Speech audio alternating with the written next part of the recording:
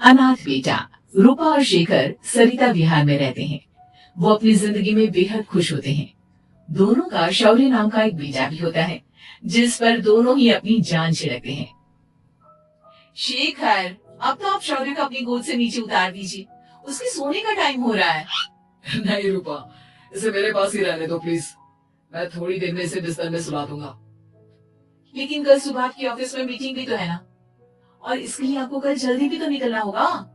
जाइए, आप भी जाकर सो जाइए। क्या यार, अभी तो मेरी गोद में आया था मेरा बेटा और तुम उसे लेकर जा रही हो। बाद में कर लेना अपने बेटे से प्यार, अभी जाकर सो जाइए। रूपा शेखर से शौर्य को ले रही होती है कि तभी शौर्य रोने लगता है। शौर्य को रोता देखकर रूपा उसे फिर से शेखर को थमा देती है। आपका बेटा ना एक नंबर का नौटंकी है, बिल्कुल आप पर गया है वो। साफ बोलो ना, तुम्हें जलन होती है हम दोनों बाप बेटे का प्यार देखकर। पहले बड़ा तो होने दो तुम शौर्य को, फिर देखना वो सबसे ज्यादा मुझे ही प्यार करेगा। देखते हैं देखते हैं। ऐसे ही दिन बीतते चले जाते हैं और एक दिन कैंसर की बीमारी के चलते रूपा की मौत हो जाती है। अब शौर्य 3 साल का हो चुका होता है, जिसके कारण उसकी दादी शेखर पर दूसरी शादी का दबाव बनाने लगती है। शेखर, शौर्य अभी बहुत छोटा है और उसे इस समय एक माँ के प्यार की बहुत जरूरत है।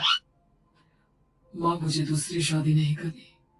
क्या पता जो दूसरी औरत आएगी वो मेरे बेटे को एक माँ का प्यार दे या ना दे।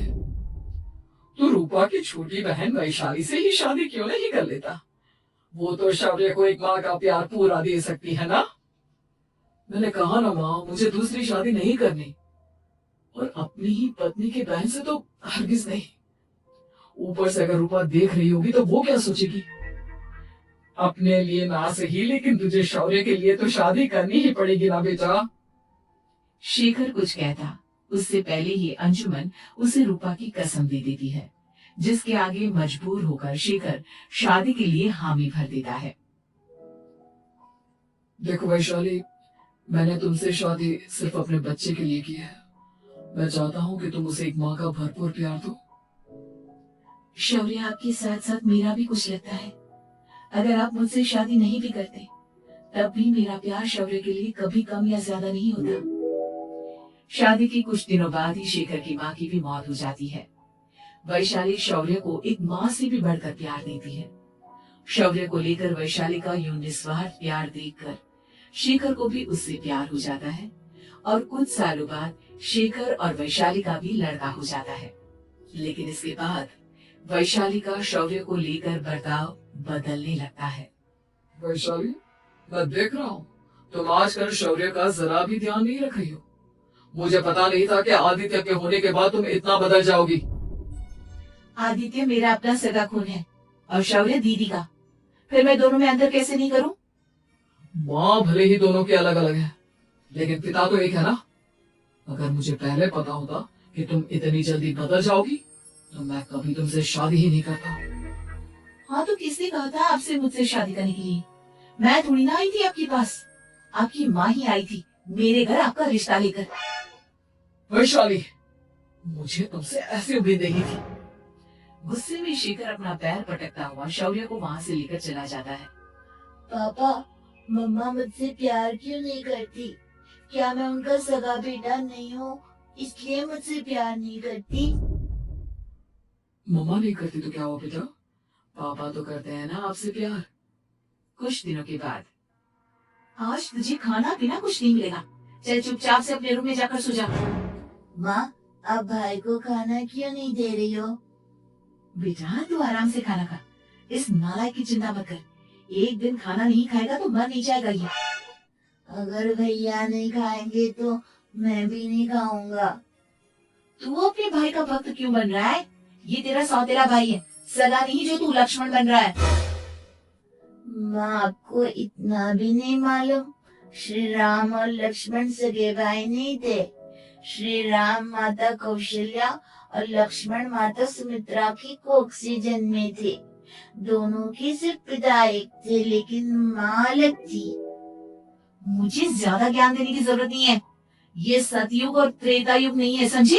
आया बड़ा भाई का चमचा।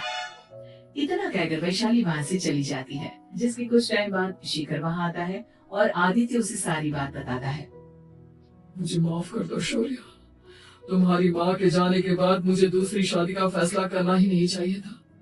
अगर मैं दूसरी शादी नहीं करता तो शायद आज तुम्हारी ये हालत ना होती।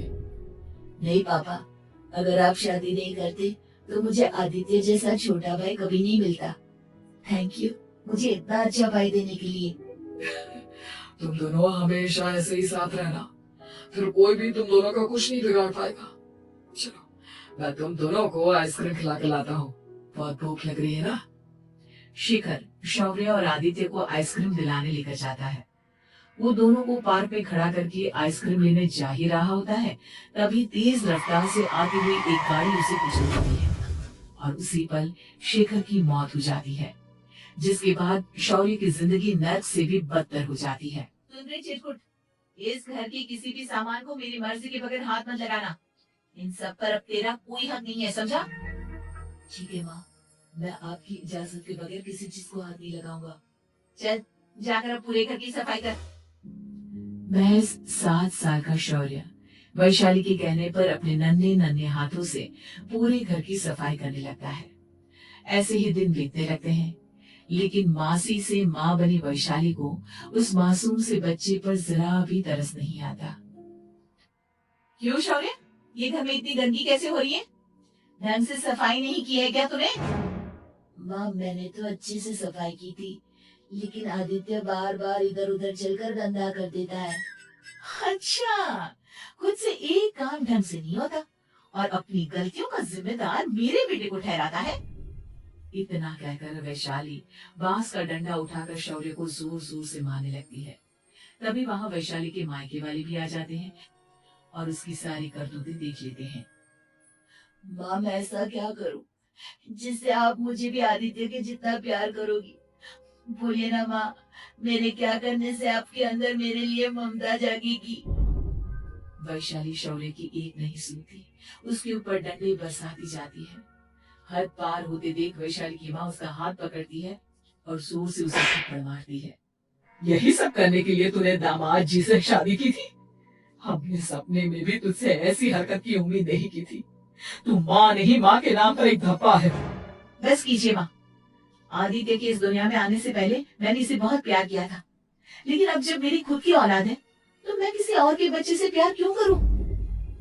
अरे नालायक औरत, जिसे तू किसी और का बच्चा कह रही है, वो तेरी खुद की सगी बहन का बच्चा है।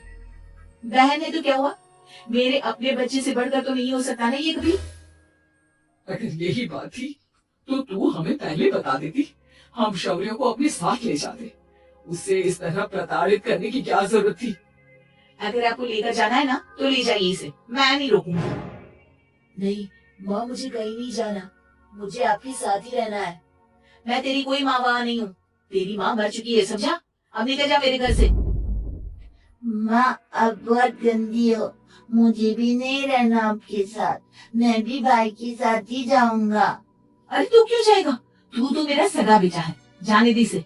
हम यहाँ ऐश से रहेंगे, तुम्हारे पापा बहुत सारी जमीन जायदाद छोड़ गए हैं तुम्हारे लिए। नहीं माँ, मुझे भाई के साथ जाना है।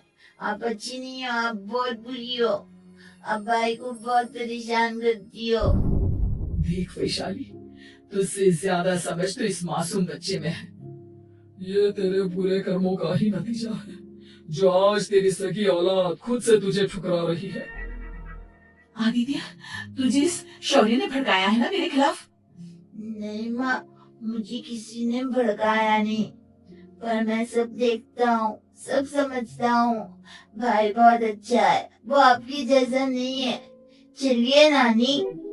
इतना कहकर वैशाली के मायके वाले आदित्य और शौर्य को अपने साथ ले जाते हैं और इस तरह वैशाली बड़े से घर में अकेली पड़ जाती है।